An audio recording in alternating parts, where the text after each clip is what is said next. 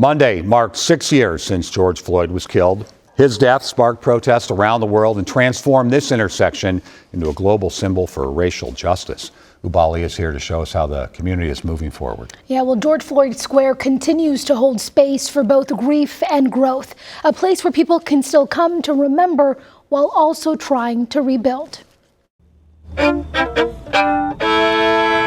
sound of a violin fills the air. We meet here every Monday, and we've been meeting here 5 years. Meeting at the spot where George Floyd was murdered, the spot where people gathered, pushing for change. Rick Hurty Johnson plays week after week. And over the years, he's seen this place change. Once blocked off and defined by barricades, now this intersection carries a different rhythm.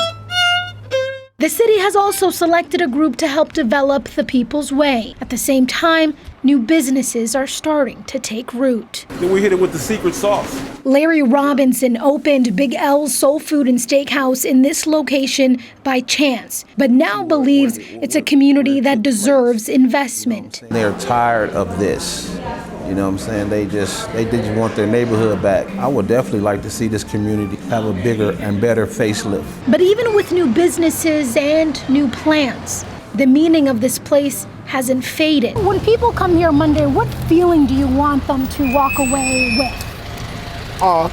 The sense of this is what community looks like. A community holding space for grief, healing, and still moving forward.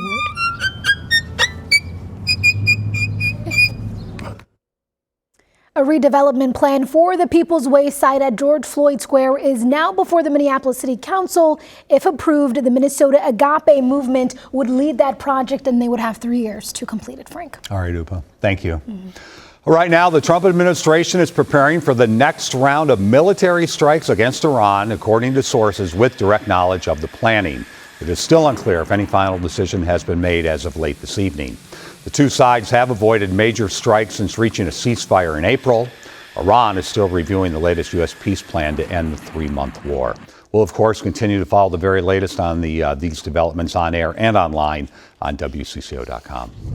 Developing right now, a looming chemical leak in Orange County, California is forcing more than 40,000 people from their homes. Officials warn the tank leaking toxic gas at GKN Aerospace will inevitably fail and could explode. That tank is holding about 7,000 gallons of a highly volatile and flammable liquid. Developing here, Plymouth police need your help finding the driver of the stolen vehicle. Officers say they tried a pit maneuver after a brief chase this afternoon. The driver then bailed out of the car in the middle of this intersection and took off running. If you know or saw anything, you should call police.